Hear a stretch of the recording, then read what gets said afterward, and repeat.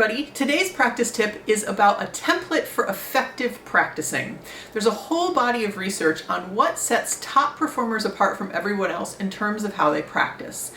And basically what this research finds is that top performers aren't better than everyone to start with. They're just much more specific in how they go about setting their goals, implementing those goals, and then reflecting on how well they did. I haven't talked about any of this research in my videos yet, although I do talk about it in my courses if you're interested in those, and Noah Kageyama talks about this research on his website Bulletproof Musician, so you can check out those resources if you want more. One of the top researchers in this area of research is named Dr. Barry Zimmerman, and he has come up with a 3-step model for effective practice that I want to share with you today.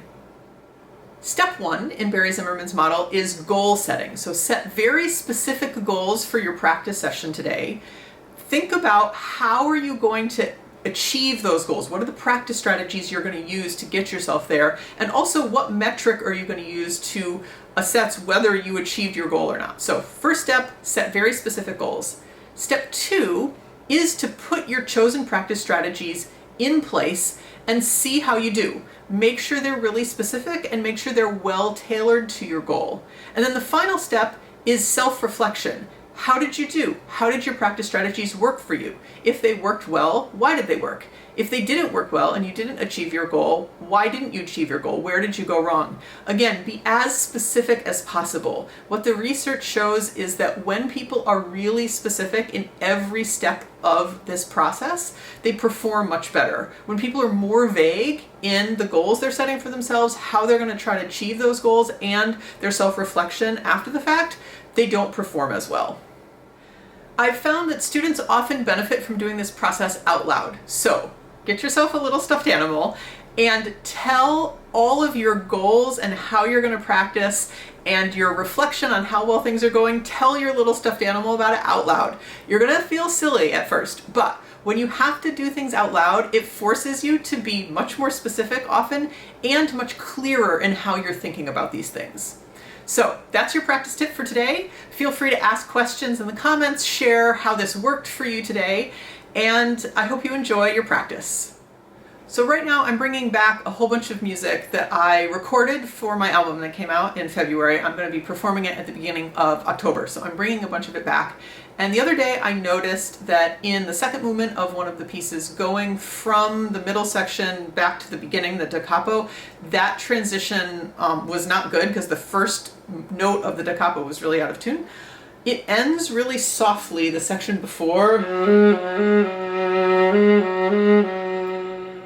And then the first note of the da capo is also really soft and it's very still, so I don't want a lot of movement in there. But that first note, that A, is not reliable right now with intonation. So my goal for my practice session is to make that A reliable. My method is going to be experimenting with different things to think about when I'm going from the end of the previous section to the A to figure out how I need to think in order to get that A in tune.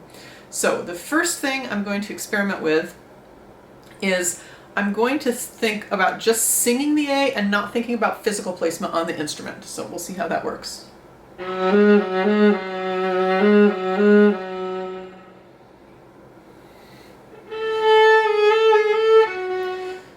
That worked pretty well. I'm going to try it again. It was a little sharp.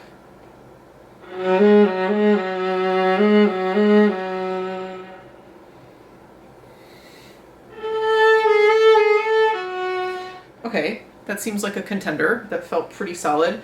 Okay, this time, so I've discovered that just thinking about where the A goes, that definitely doesn't work. So this time I'm going to think about the larger context of the A, where the other notes are that are eventually going to go down. So it's not just a single place, but it's like the context of the position. So I'm going to try that this time.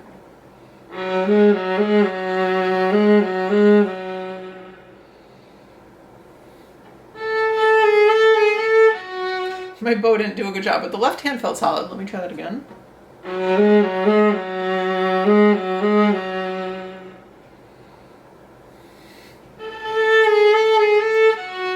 Okay, that felt good too. I would say that felt better than the other one, actually, so I'm going to keep that one.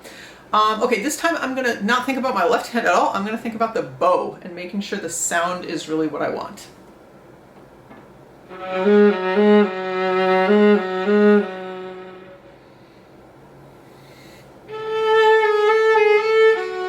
Okay, that felt good too. Try it again.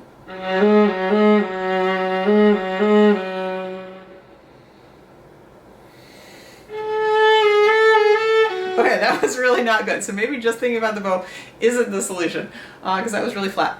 Okay, thinking about the bow though made the sound better. So this time I'm going to think about the larger context of where it goes, because that was really helpful, and the bow. Try both of those.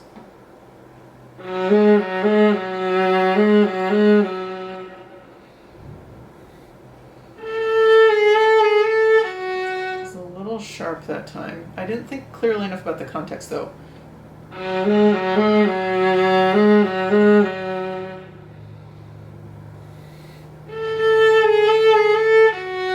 That was a lot better. And actually, I sang the A in my head. I sang the other notes in my head. I felt the position and my bow. So maybe all of those is the solution.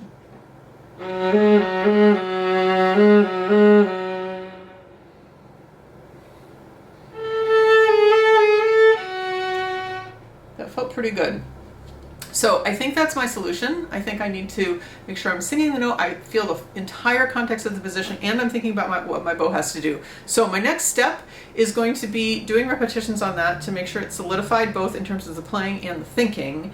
And then I'm going to throw that into interleaved practice, which I'll talk about at some point later this month, and do it randomly out of the blue, because that's what it's going to feel like in a performance to make sure that I can do it.